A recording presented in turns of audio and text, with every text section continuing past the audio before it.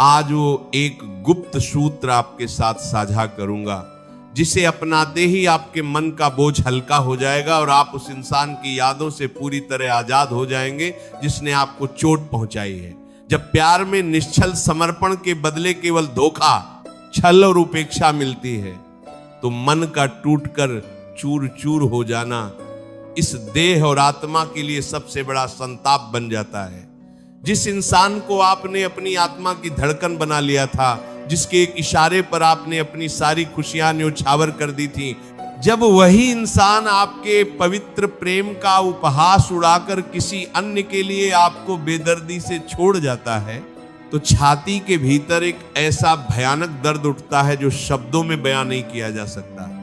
आप रात रात भर अपने अकेले कमरे में दीवारों को ताकते हुए रोते हैं, अपनी ही भीगी हथेली से अपनी आंखों के आंसू पोंछते हैं और उस अदृश्य गोविंद से केवल यही पूछते हैं कि आखिर मेरे सच्चे प्रेम का ये कैसा खौफनाक सिला मिला। इस भयंकर मानसिक वेदना में इंसान का खुद पर से और पूरी दुनिया पर से विश्वास उठ जाता है। भोजन विष जैसा लगने लगता है, नींद आंखों का मार्ग भूल जाती है और दिमाग में 24 घंटे केवल वही पुरानी बातें, वही झूठे वादे, वही हंसते हुए चेहरे और अंत में मिला हुआ वह निर्दयी धोखा ही किसी भयानक सपने की तरह घूमता रहता है। ऐसा लगता है मानो सीने के भीतर किसी ने दहकते हुए अंगारे भर दिए हो जो पल पल आपकी सांसों को जला रहे हैं। आप हर उस मोड़ से घृणा करने लगते हैं जहां कभी आपने प्रेम के सपने बुने थे और खुद को एक ऐसे गहरे, अंधेरे और अकेले कुएं में गिरा हुआ पाते हैं जहां से बाहर निकलने की कोई आशा नजर नहीं आती। परंतु मेरे प्यारे, इस भीषण संताप की घड़ी में अपने कदम रोकिए और मेरी बात को अत्यंत गहराई से अपनी आत्मा में उतर जाने दीजिए। जब प्यार में धोखा मिलता है और दिल पूरी तरह टूट जाता है, तो वास्तव में आपके जीवन का अंत नहीं होता, बल्कि उस अज्ञानता और झूठे भ्रम का अंत होता है जो आपने एक नश्वर और स्वार्थी प्राणी के इर्द गिर्द बुन रखा था। इस संसार में कोई भी साधारण मनुष्य आपके शाश्वत प्रेम का पात्र नहीं हो सकता। हम अज्ञानता के कारण किसी सांसारिक देह को अपना सब कुछ मान बैठते हैं और जब वो व्यक्ति अपने चंचल स्वभाव और स्वार्थ के कारण आपके विश्वास की हत्या करता है, तो हमें लगता है कि हमारी दुनिया ही उजड़ गई। परंतु सत्य यह है कि यह संसार केवल कर्मों के लेन देन का एक मार्ग है, जहां लोग अपने अपने मतलब का हिसाब पूरा करके आगे बढ़ जाते हैं। जब भी प्रेम में धोखा मिले, तो सबसे पहले उस धोखेबाज के सामने अपनी लाचारी का ढोल पीटना, उससे सफाई मांगना या उसके आगे अपने प्यार की भीख मांगना तुरंत बंद कर दीजिए। जो इंसान आपके अनमोल आंसुओं का मोल न समझ सका, आपकी पवित्र वफादारी की कद्र न कर सका, उसके सामने गिड़गिड़ाना अपने भीतर विराजमान साक्षात नारायण का घोर अनादर है। अपने आत्म गौरव को जगाइए। जब आप किसी के पीछे भागना बंद कर देते हैं, उसकी यादों को खुरचना बंद कर देते हैं और एक शांत मौन धारण कर लेते हैं, तो आपकी वही खामोशी काल बनकर सामने वाले के अहंकार को भस्म कर देती है।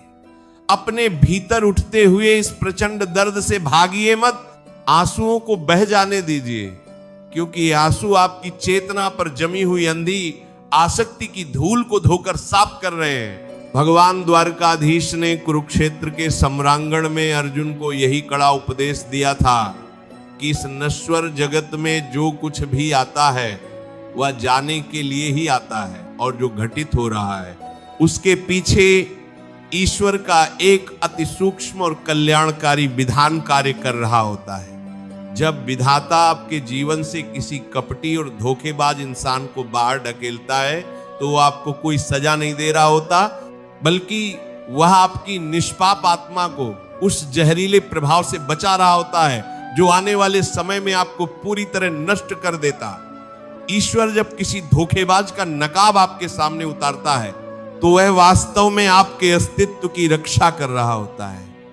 आपकी सांसारिक आंखें केवल उस रिश्ते का टूटना और अपना नुकसान देख पाती हैं परंतु वह जगदीश्वर ये देख रहा होता है कि वह इंसान आपके निष्पाप प्रेम के योग्य था ही नहीं। इसी अलौकिक और अमर सत्य को गहराई से समझने के लिए हमें श्रीमद् भागवत पुराण के उस पावन प्रसंग की ओर चलना होगा, जहां वृंदावन की परम पवित्र गोपियों को जब श्री कृष्ण का वियोग और विरह सहना पड़ा था, गोपियों का प्रेम सांसारिक वासना से परे अत्यंत निष्काम और अलौकिक था।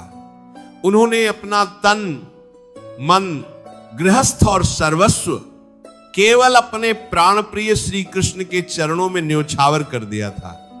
लेकिन जब कंस का वध करने के लिए अक्रूर जी के साथ श्री कृष्ण मथुरा के लिए प्रस्थान करने लगे तो गोपियों का हृदय फटने लगा।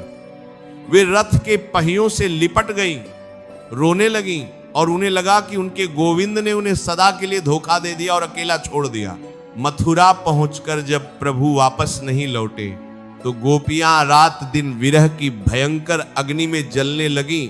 उनका मन पूरी तरह टूट चुका था। वे कुंज गलियों में पेड़ पौधों से अपने श्याम सुंदर का पता पूछती और आंसुओं की नदियां बहाती थीं। तब भगवान श्री कृष्ण ने अपने परम मित्र उद्धव जी को ज्ञान का संदेश देकर गोपियों के पास भेजा। उद्धव जी को अपने निर्गुण ज्ञान का बड़ा अहंकार था।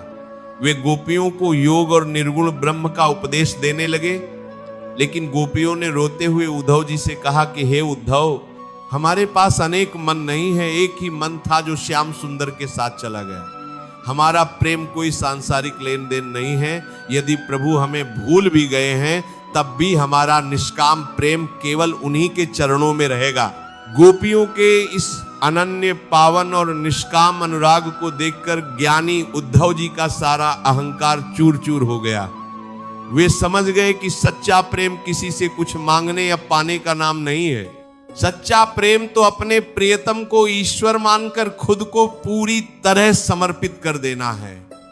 जब गोपियों ने अपने विरह के दर्द को ही अपनी साधना बना लिया तो साक्षात द्वारकाधीश को भी गोपियों के प्रेम के सामने नतमस्तक होना पड़ा और उन्होंने वचन दिया कि गोपियों का यह अलौकिक त्याग और प्रेम सृष्टि के अंत तक अमर रहेगा।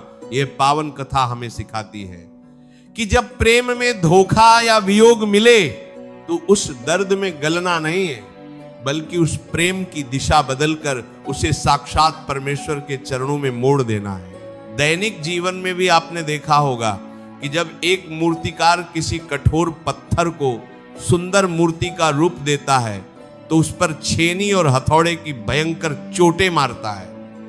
यदि वह पत्थर उस चोट के दर्द से घबराकर बिखर जाए तो वह केवल कंकड़ बनकर पैरों तले रौंदा जाता है। लेकिन यदि वही पत्थर उस चोट को सहन कर लेता है तो वही एक दिन मंदिर में स्थापित होकर पूजनीय ईश्वर का रूप ले लेता है। उसी प्रकार जब विधाता आपके चरित्र को एक अत्यंत दिव्य, तेजस्वी और अडिग रूप देना चाहता है तो वो आपके दिल को धोखे की इस कठिन चोट से गुजारता है ताकि आपके भीतर जमा हुआ अंधी आसक्ति और मोह का खोट पूरी तरह भस्म हो सके। जब तक इंसान धोखे का कड़वा घूंट नहीं पीता तब तक उसे संसार की असारता और परमात्मा की सत्यता का एहसास नहीं होता। इसलिए मेरे प्यारे, उस गुप्त सूत्र को अपने रोम रोम में समाहित कर लीजिए। वह परम सूत्र यह है कि जिस इंसान ने आपको प्यार में धोखा दिया है उसे अपने मन के भीतर से पूरी तरह से क्षमा कर दीजिए। आपका मन चीखेगा कि जिसने मेरी पवित्र भावनाओं का मजाक बनाया, जिसने मुझे आंसुओं के समंदर में धकेला, उसे मैं क्षमा कैसे करूं। परंतु मेरी बात को अपनी आत्मा में बांध लीजिए। क्षमा करना उस धोखेबाज के भले के लिए नहीं, बल्कि खुद को उस कड़वाहट, क्रोध और प्रतिशोध की मानसिक जेल से आजाद कराने के लिए परम आवश्यक है। जब तक आप मन में घृणा और द्वेष की ज्वाला जलाकर रखेंगे तब तक आप एक अदृश्य बंधन से उसी इंसान से बंधे रहेंगे और वह अपनी अनुपस्थिति में भी आपको हर क्षण तड़पाता रहेगा। जिस क्षण आप कहते हैं कि मैंने तुम्हें विधाता के न्याय पर छोड़ा और क्षमा किया, उसी क्षण वह कालपाश कट जाता है और आप मानसिक रूप से पूरी तरह स्वतंत्र हो जाते हैं। इसके पश्चात अपनी बिखरी हुई चेतना और ऊर्जा को समेटिए। अपने ज्ञान, अपने कर्म, अपने स्वास्थ्य, अपने करियर और अपने चरित्र को निखारने में अपनी पूरी शक्ति झोंक दीजिए। मौन रहकर केवल अपना पुरुषार्थ कीजिए। जब आप शांत होकर अपने सत्कर्म के मार्ग पर आगे बढ़ते हैं और अपनी मेहनत से ऐसा मुकाम हासिल करते हैं जो उस छल्ली की सोच से भी परे हो, तो आपको धोखा देने वाला प्राणी अपनी ही नजर में गिर जाता है और पश्चाताप की भयंकर आग में जीवन भर तड़पता है। परंतु तब तक आप इतने उच्च आध्यात्मिक और सांसारिक शिखर पर पहुंच चुके होंगे कि उसकी तड़प या उसकी उपस्थिति से आपको कोई सरोकार नहीं रहेगा। जीवन का सबसे शाश्वत और कड़वा नियम यही है कि कर्म का चक्र कभी खाली नहीं जाता। इस ब्रह्मांड में जो जैसा बीज बोता है उसे वैसा ही फल काटना पड़ता है। जिसने आज आपके सीधेपन और सच्चे प्रेम का अनुचित लाभ उठाकर आपको आंसू दिए हैं, कल समय का चक्र उससे ब्याज सहित उन आंसुओं का हिसाब लेगा। आपको बदला लेने की तनिक भी आवश्यकता नहीं है। विधाता का निष्पक्ष न्याय स्वयं सब संभाल लेता है। आपका केवल एक ही परम धर्म है, अपने मन को साफ रखना और अपने गोविंद पर निष्काम विश्वास बनाए रखना। जब भी दिल में बेबसी और यादों का उफान उठे, एकांत में बैठकर अपनी आंखें मूंद लीजिए और अपने हृदय कमल में विराजित सांवरे सरकार की मंद मंद मुस्कान का ध्यान कीजिए। अपने सारे घाव, अपने सारे आंसू और अपनी सारी पीड़ा उनके श्री चरणों में न्योछावर कर दीजिए। आप स्वयं अनुभव करेंगे कि धीरे धीरे आपकी छाती का वे भारीपन और दर्द समाप्त होने लगा है। एक अलौकिक शांति, एक नया समर्थ और एक दिव्य प्रकाश आपके भीतर बहने लगेगा। आपके होठों पर एक शांत और असीम मुस्कान तैरने लगेगी और आपको बोध होगा कि जिस सांसारिक इंसान के जाने पर आपको लगता था कि आपका जीवन समाप्त हो गया, उसके बिना आप पहले से कहीं ज्यादा शक्तिशाली, शांत, स्वतंत्र और आनंदित हैं। समय की धारा अत्यंत तीव्र गति से बहती है। आज जो धोखे का अंधकार आपको निगलने को आतुर है, कल इसी अंधकार को चीरकर एक अत्यंत देदीप्यमान और स्वर्णिम प्रभात का जन्म होगा। अपनी आत्मा पर विश्वास रखिए, उस सर्वशक्तिमान के न्याय पर भरोसा रखिए और अपने सत्य मार्ग पर निडर होकर बढ़ते चले जाइए। कमेंट बॉक्स में पूरी श्रद्धा और प्रेम के साथ राधे राधे अवश्य लिखें। राधे राधे। जय श्री कृष्णा।